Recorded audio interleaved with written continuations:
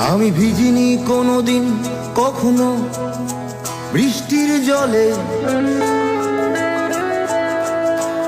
আমি জানি না আজ সত্যি সত্যি বৃষ্টি বৃষ্টি কাকে বলে। আমি ভিজিনি কোনোদিন কখনো বৃষ্টির জলে,